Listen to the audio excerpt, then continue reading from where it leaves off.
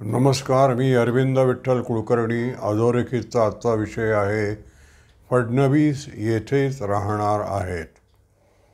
मित्रहो, महाराष्ट्राचे उपमुख्यमंत्री देवेंद्र फडणवीस यांनी काल वार्ताहरांशी बोलताना ते लोकसभेची निवडणूक लढवणार नाहीत, ते विधानसभेची निवडणूक लढवणार आहेत आणि महाराष्ट्रातच राहणार आहेत असे स्पष्ट केलेलं आहे.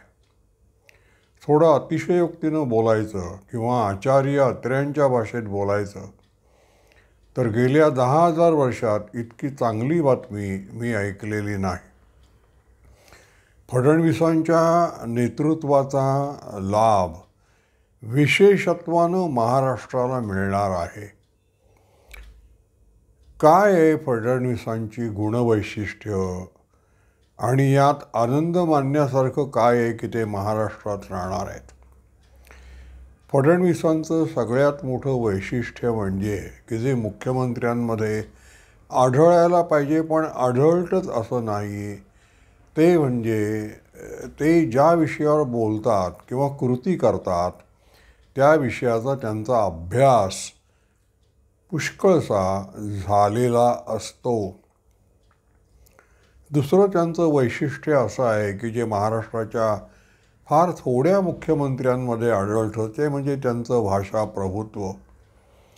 ते मराठी, हिंदी आणि इंग्रजी या तिन्ही भाषांमध्ये सामान्य माणसाशी आणि विद्वज्जनांशी व्यवस्थितपणे बोलू शकतात आणि आपण जे बोलतो ते समोरच्याला बरोबर कळेल अशा शब्दांची योजना ते करू शकतात. त्यांचं वाचन तेवढं आहे. याचा अर्थ फडणवीस जेव्हा भाषणं करतात सार्वजनिक तेव्हा ती बोजड असतात असं नाही. ते भाषा प्रभुत्व असूनसुद्धा मध्यमवर्गीय माणूस सामान्य माणसाशी बोलताना जसं बोलेल तसंच फडणवीस बोलत असतात. फडणवीसांकडे दूरदृष्टी आहे. ते केवळ पुढची निवडणूक, स्वतःचा मतदारसंघ, फार फार तर आपल्या जिल्ह्याचं राजकारण एवढ्यापुरतं राजकारण करत नाहीत. त्यांना दूरदृष्टी आहे आणि मुख्य म्हणजे त्यांना विकासाची दृष्टी आहे. आपल्या पक्षाचा ध्येयवाद काय आहे हे ते जेवढ्या समर्थपणे श्रोत्यांना सांगू शकतात तेवढ्या समर्थपणे ते अधिकाऱ्यांशी आपल्याला कशा प्रकारे विकास हवा आहे आणि कशा प्रकारे सरकारी यंत्रणेनं काम करायला हवं आहे हे व्यवस्थितपणे सांगू शकतात. ते महाराष्ट्राचा मास्टर प्लॅन पुढच्या 25 वर्षाचा, 30-40 वर्षाचा बनवू शकतात. त्यांच्याकडे विकासाची दृष्टी आहे. फडणवीसांचं मुख्य वैशिष्ट्य म्हणजे मी आत्ता सांगितलं त्याप्रमाणे ते संपूर्ण महाराष्ट्राचा विचार करू शकतात. काँग्रेसला जसे सुदैवाने यशवंतराव चव्हाण मिळाले तसे महाराष्ट्राच्या भाजपला देवेंद्र फडणवीस यांचं नेतृत्व मिळालेलं आहे. काँग्रेसला ते महाराष्ट्र स्थापनेच्या पहिल्याच वर्षी मिळालं. त्याच्या आधीपासून ते काँग्रेसकडे यशवंतरावांचं नेतृत्व उपलब्ध होतं. महाराष्ट्र भाजपला थोडं उशिरा ते मिळालं पण ते मिळालं आणि ते टिकून राहणार आहे. फडणवीसांची महाराष्ट्रात राहण्याची इच्छा आहे. याचा अर्थ त्यांनी आणि केंद्रीय नेतृत्वाने महाराष्ट्राचा विशेषत्वानं विचार केलेला आहे. आता महाराष्ट्राची राजकीय परंपरा काय आहे ते आपण पाहू. महाराष्ट्राची राजकीय परंपरा ही ज्ञानाधिष्ठित राजकारणाची आहे. ज्ञानाधिष्ठित राजकारण करायला पाहिजे हे न्यायमूर्ती महादेव गोविंद रानड्यांनी आपल्याला शिकवलेलं आहे. ती परंपरा टिळकांनी पुढे चालवली, ती परंपरा सावरकरांनी पुढे चालवली, ती परंपरा आंबेडकरांनी पुढे चालवली. मध्ये अंतर कधी पडलं? टिळक गेल्यानंतर गांधी युग सुरू झालं, ज्याला आंबेडकरांनी तमोयुग म्हटलेलं आहे. गांधींमध्ये काहीतरी असं आकर्षण होतं ज्यामुळे टिळकांचे जे अनुयायी होते, टिळकांचे जे सहकारी होते, टिळक पंथानं चालणारे जे विचारवंत आणि राजकीय नेते होते, ते गांधीवादाकडे झुकले आणि गांधीवादाचा प्रचार करण्याच्या दृष्टीनं त्यांनी आपलं आयुष्य खर्च केलं. त्यावेळेला एकटे नरसिंह चिंतापण तथा तात्यासाहेब केळकर यांनी टिळक गेल्यानंतर 18 वर्ष एक हाती केसरीतून सावरकर वादाचा प्रचार केला. सावरकर वादाचा म्हणजे शिवाजी वादाचा, म्हणजेच हिंदुत्वाचा प्रचार केळकरांनी केला. ती परंपरा पुढे खंडित झाली. विचारवंतांनी सावरकरवादाला, गांधीवादाला जेवढं महाराष्ट्रात उचलून धरलेलं आहे, तेवढं सावरकरवादाला विचारवंतांनी उचलून धरलेलं नाही. आज गंमत अशी आहे की ती जी रानड्यांची, टिळकांची, सावरकरांची ज्ञानाधिष्ठित राजकारणाची आणि हिंदुत्वाची परंपरा आहे, या देशातल्या बहुसंख्याकांचं जे भावविश्व आहे त्याला थोडाही धक्का लागता कामा नये. त्या दृष्टीनं आपण राजकारण करायला पाहिजे हे समजणारा आणि त्याप्रमाणे मागणारा देवेंद्र फडणवीस हा एक नेता आपल्याला आपल्या भाग्यानं मिळालेला आहे. जसा मोदी केंद्राचं नेतृत्व करण्यासाठी भाजपला मिळाला आणि देशाला मिळाला आपल्या भाग्यानं, तसं देवेंद्र फडणवीस आपल्याला मिळालेलं आहे. महाराष्ट्र भाजप याचं काय वैशिष्ट्य आहे? मागे एकदा या विषयावर मी अडवाणींशी बोललेलो आहे. अडवाणी, वाजपेयी वगैरे पूर्वी महाराष्ट्रात दौऱ्यावर यायचे मुंबईत.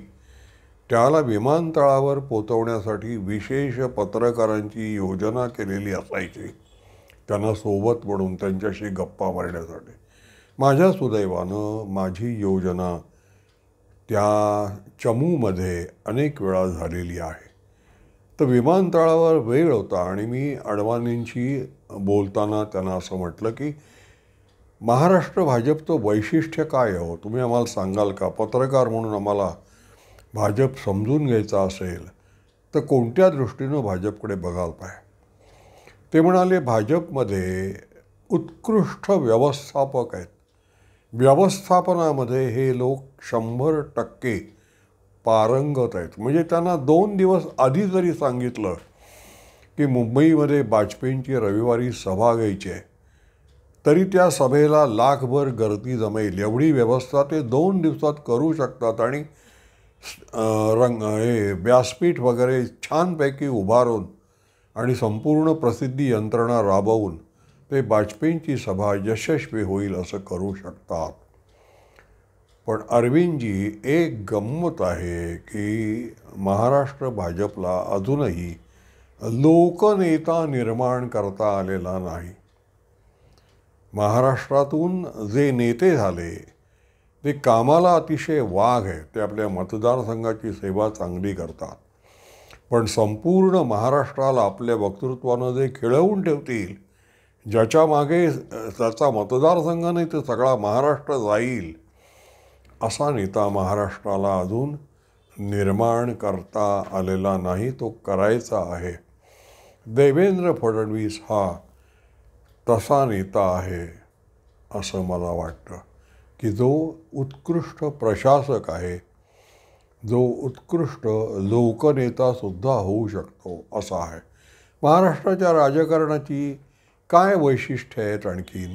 महाराष्ट्राचं राजकारण हे भ्रष्टाचारानं युक्त आहे आणि जातीचं राजकारण महाराष्ट्रात फार आहे. भ्रष्टाचाराचं इन्स्टिट्यूशनलायझेशन, संस्थात्मिकीकरण झालेलं आहे. त्यामुळे भ्रष्टाचार हा होणारच असं आपण गृहीत धरून चाललेलो आहे. फडणवीस हा असा एक नेता आहे की जो भ्रष्टाचारापासून दूर आहे आणि त्याचा वचक त्याचा नोकरशाहीवर बसू शकतो, इतका तो भ्रष्टाचारापासून दूर आहे. आणि म्हणून फडणवीसांच्या हातात जर महाराष्ट्र राहिला तर तो भ्रष्टाचारमुक्त होऊ शकेल, एवढे त्या विषयामध्ये ते पारंगत आहेत. दुसरं वैशिष्ट्य म्हणजे महाराष्ट्रात जातीचं राजकारण केलं जातं. महाराष्ट्रामध्ये ब्राह्मणेतर राजकारण केलं जातं. महाराष्ट्रामध्ये आता OBC आणि मराठा असं नवीन एक विषम राजकारण जातीभेदावर आधारित ते सुरू होणार आहे. त्या संपूर्ण महाराष्ट्र एकसंध करावा असं वाटणारे आणि त्याप्रमाणे राजकीय चाली खेळणारे, राजकीय धोरणं आखणारे नेते महाराष्ट्राला फार कमी मिळाले. देवेंद्र फडणवीस हा असा एक नेता आहे की तो जातीचं राजकारण करणार नाही.